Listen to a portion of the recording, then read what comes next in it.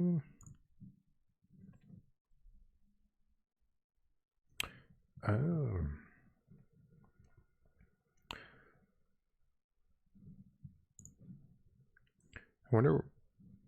Wonder how that's working. Says it's poor. Poor quality. Why we got poor quality here? Poor connection. Connection seems strong. Testing, testing. 1, 2, 1, 2. Let me see if I hear myself.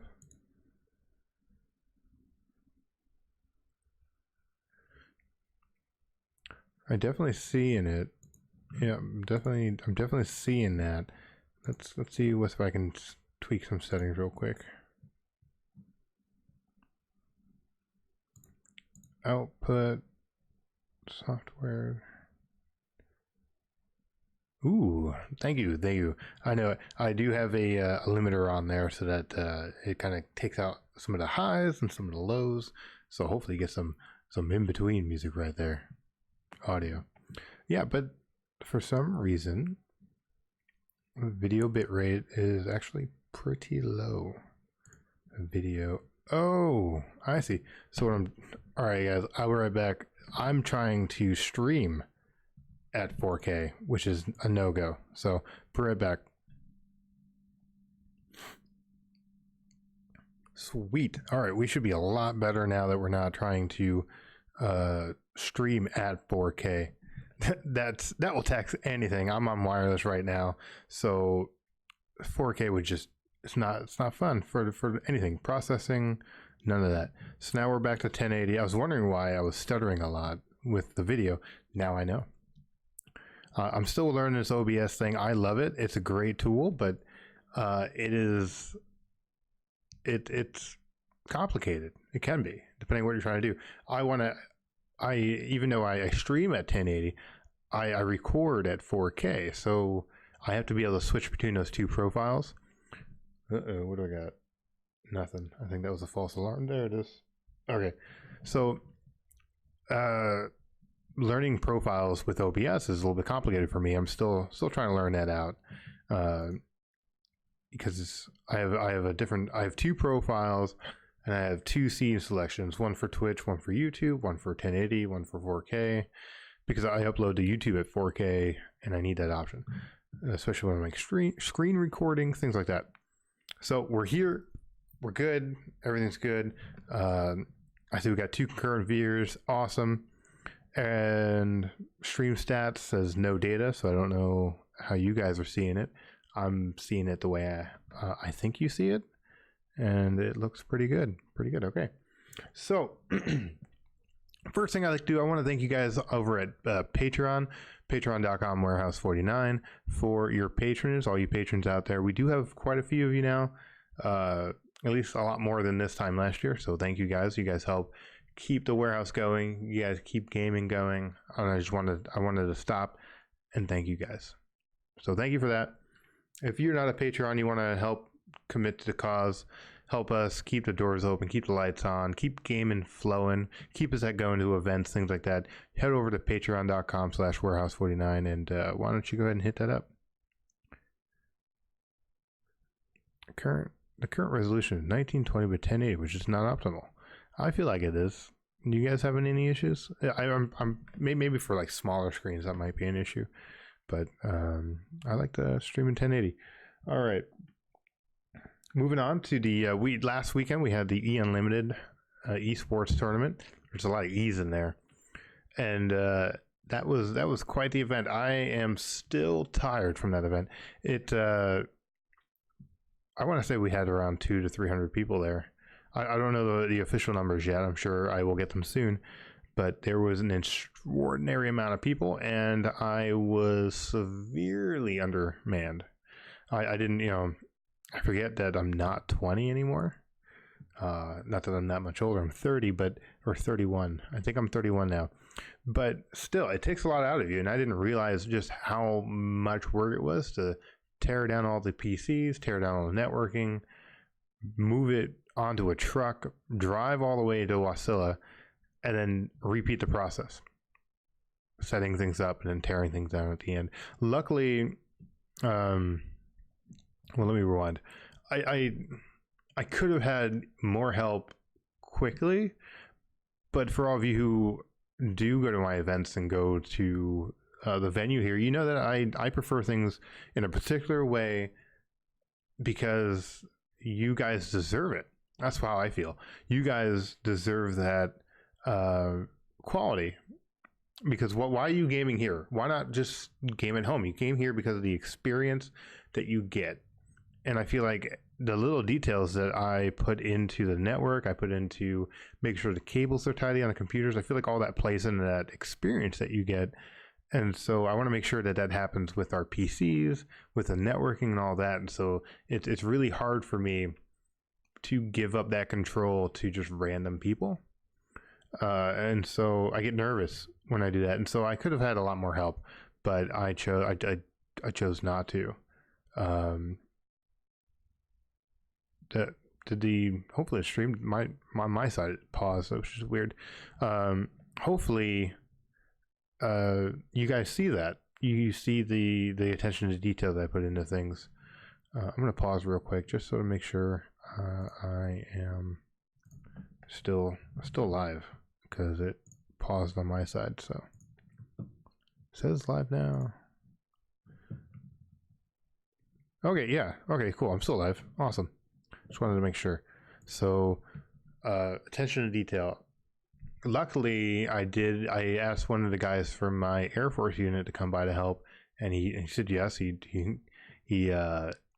had no idea what he was getting into, and he did a great job. He caught on a way I like things really quickly with the computers, with wrapping cables and everything like that, and it was a huge help. If it wasn't for him, I would have been there until about 12 a.m. just packing up. The event, we started packing up around like 6, and we didn't get out there till like 8 or 9. And so we started packing up probably before that. Yeah, we packed up, I want to say like 5 or 6 that we packed up, and we left at like, I think 9. And so that's a lot of packing up to have to do. And we uploaded a time lapse, most of the time lapse. So you can take a look at that on our YouTube channel, and take a look exactly what was involved with at least tearing down the venue and setting up over at the Menard Center. And you know, it was a lot of fun. I learned a lot. I seem to learn a little bit more from each event that we do, but MTA's demand it's a lot higher than some of the other events that we do, because there's a lot more tournament going on than other general LAN parties. So whenever there's a delay in the network, they always like, hey, what's going on? There's a delay in the network, and they're an ISP, and so providing internet, they are really concerned about the service that they're providing. And so we learned a lot, and so it made me relook into the way that we're doing our networking here. And traditionally what we did was I've looked up quite a number of the most popular game ports for certain games like League of Legends, Overwatch, Blizzard, Diablo, all those games, and I put them in a list. And basically, if you hit those ports, you're given priority. And we never limited network traffic in terms of speed. We just simply rearranged the packets so that if you're gaming, you go first. However, the bigger the LAN parties that we're doing, I'm realizing that's no longer the option. That's not the solution anymore. And so now I'm kind of forced, and which is a good thing, I'm forced to go back and to re-educate myself in doing quality of service, doing bandwidth management, things like that, things that you wouldn't normally have to worry about, even in a medium-sized network. Like, take some of the bigger networks here in town, and they're probably not doing a whole lot of QoS, quality of service. And we have to, because we deal within the first about an hour. I think within the first hour, we downloaded 60 gigs of data from just people just not updating their games, not practicing what I like to call LAN etiquette, which would be to download your games beforehand. So we had a tremendous amount of traffic right at the beginning, so bad that people couldn't log into Overwatch, or they could, but some couldn't. and they just had to keep on trying, and it was really hard to explain to that many people. Were like, hey, I still can't log on. It's like, we know, keep trying. Part of it, it's always Blizzard and it's always Overwatch, and so I think what's going on is partly is that they're not a denial of service, because obviously you're authenticating and it's working, but it's like, I think it's part of a, how do I explain it, like a way to slow the logon process for so many people, because everyone's on one IP address, one public IP address, and so I think that's part of it. But for downloading games, people, slow download, should have downloaded them at home, and we almost maxed out our LAN cache, because LAN cache only supposed to handle about 10 people at a time, give or take, and even then it takes a lot more to process data. So we hit our limits really quickly, and that happens, so, but that's causing me to reevaluate how we're doing our networking here at the venue, and as well as at events. So that's pretty cool. I've sort of already working on it, and I think I have some of the new revisions I want to make. It's complicated, so if people want me to go in more detail, I will, but if not, I'll just leave it out. But if you weren't there, you're going to want to be there next year. Like I said, I learned a lot about running not an esports event. I know how to run that, but running tournaments. I'm always on the network side, and I like to stay there because that's my comfort zone. But I think the more that you put yourself out of your comfort zone, the more comfortable you can get with something, just like streaming. I am still very uncomfortable with being live on the internet. However, I've done it so much now, it's becoming a little bit easier. Even, having myself in my ears, eventually I'll be able to not have to do that. Plus, I like to do it just in case, like, I'm getting too soft and I need to, make it louder, and for other reasons. But tournaments. So we hosted a Fortnite tournament, and I learned a lot about patience, about people who don't understand why you do things. I think the biggest complaint was that we were doing a duos, and a little bit of me, I don't play Fortnite very much at all, so me not understanding some of the terminology really bit me in the butt. We were playing a duos tournament where you join each other's team as a duo, and you go out and try to get the most kills. Whoever gets the most kills during that match wins, or if you survive longer, you win. But people didn't realize that if you have, they wanted your own, like, everybody go at it in one server. But originally we had like 97 participants, but we got it down to like 37 because most of them didn't show up for whatever reason, unfortunately.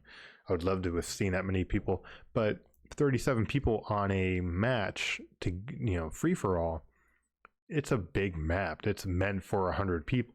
So basically you'd have a lot of sitting around until you're down, your circle is small.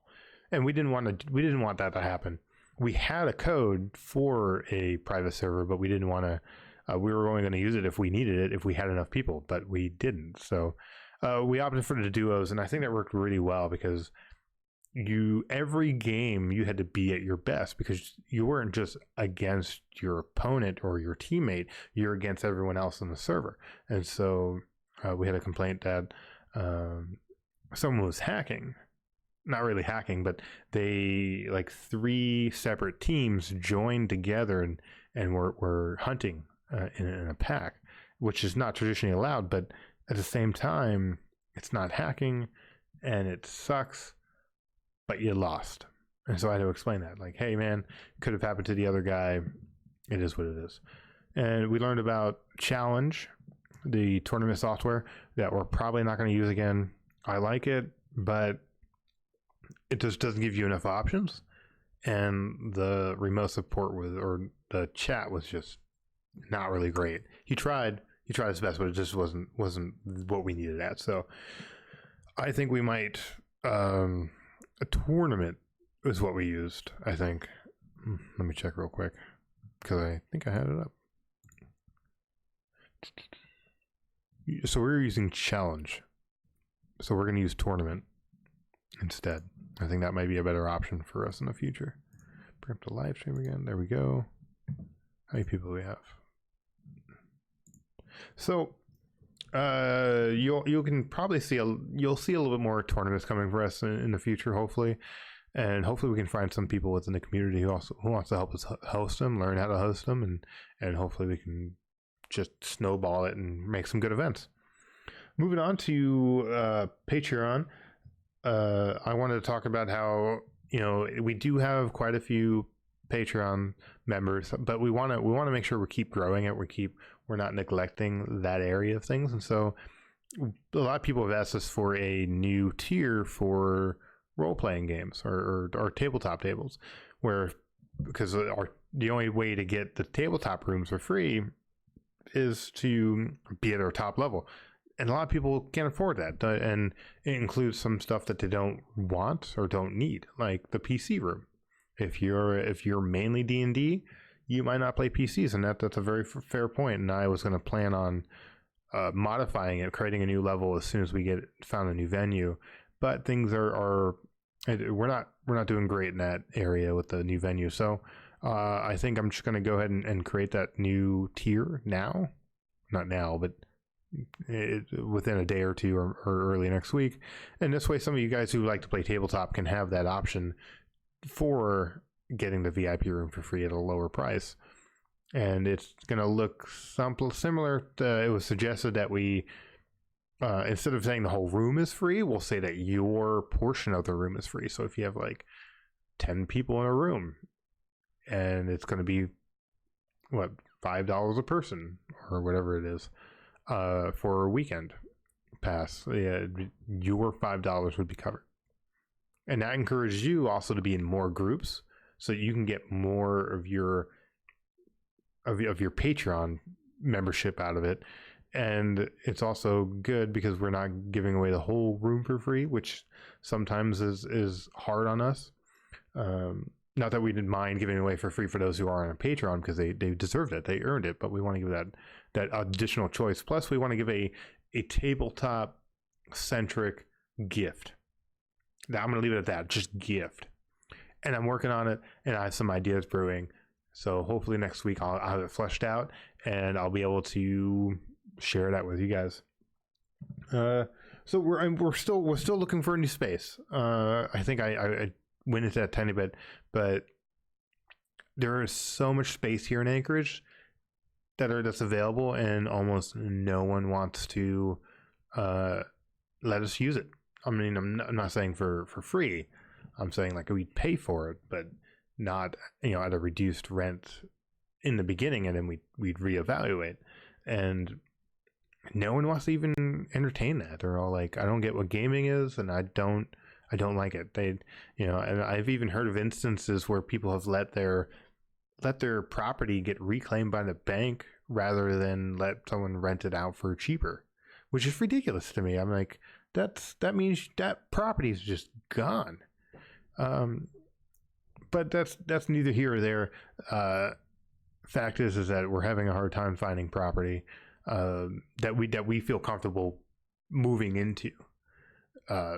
We can pay that premium for like $1.50, $2 square foot, but at the state that we're at, we'd only be open for a month or two, and then we'd have to close. So I wouldn't want to do that. I wouldn't want to take the time or effort to move to a new space just to close. So for the time being, we're still on the search for space. So if you know anybody, if you have any leads, if you have space yourself, reach out to us, let us know. And if you're willing to work with us on the rent, we deeply appreciate it. Moving on, Great Alaska Land Party. Today might be a little bit shorter just because of how busy we're with the eUnlimited. The Great Alaska Land Party, that is happening. That is going to be the second weekend in November, and I should bring it up. What do we got here? November. So not the 9th. The 9th through the 10th of November is when the Great Alaska Land Party will be. And it's going to be for those, we're benefiting Extra Life. And so it's going to be for those who have raised at least $50. They can reserve a seat. They send me the link. I check, and that's their seat. And it is a celebration. is the best way. It's like a LAN party, like any of our other Great Alaska LAN parties. But you have to raise this before you get there. I mean, I guess you could argue that the other ones were kind of like that too, where you had to actually you have to buy the cans of food beforehand when you bring it. But either way, this is not something that you can just show up and join quite yet. I think we might put that option in there where you can just come with $50 and we'll donate to Extra Life for you. And that's a good idea. I should write that down. Yes, I should. I think I'll remember it. I won't. And so we have like I think 5 or so. Both D&D rooms are already called for. So they've already raised $400 or the $300 respectively. And we have plenty of space. So if you are in Extra Life and you raise $50 or you're planning on it and you want to do something for the day, go ahead. Who's calling me? I don't know the number. And you want to play for 24 hours, go ahead and look us up underneath Facebook on your event page and sign up for the event. It's going to be a whole lot of fun. I'm looking to get some food trucks here for dinner, midnight snack, and breakfast. This way we can make sure that we're fed. We'll have plenty of energy drinks here, snacks. We'll have a little area that you can just hang out in and kind of get up and move. And it's going to be warm. We're going to have hot chocolate. We have coffee. We have everything you need for your 24 hours. If you don't want to do it at home by yourself. If you want to do it at home by yourself, that's fine. But I don't want to discourage that. But if you're at home and you're just like, man, I really wish I could share this with other people, like-minded people. This is the event, the Great Alaska LAN Party supporting Extra Life. It is going to be awesome. It's going to be a lot of fun. I look forward to it. It's right here in town, so you don't have to worry about driving out to Wasilla like we originally thought, which would have been fine too. It's smaller this year, but I'm hoping that allows the people who want to be there the chance to be there, or reverse that. The people we want to make it like more personable for the people who are really dedicated to the cause, and that's why we have it at $50 instead of like 25 or lower, or even free like some previous years. We want to make sure that you've done your part if you want to be here. That's the important part, is that you have raised money for Extra Life. And yes, it doesn't matter if you raise $1 or $5 or $10. Money is money, and it all goes to a good cause. But for those who've raised the minimum average that people raise who donate to run an Extra Life campaign, we want to give you something to celebrate, we want to applaud what you've done.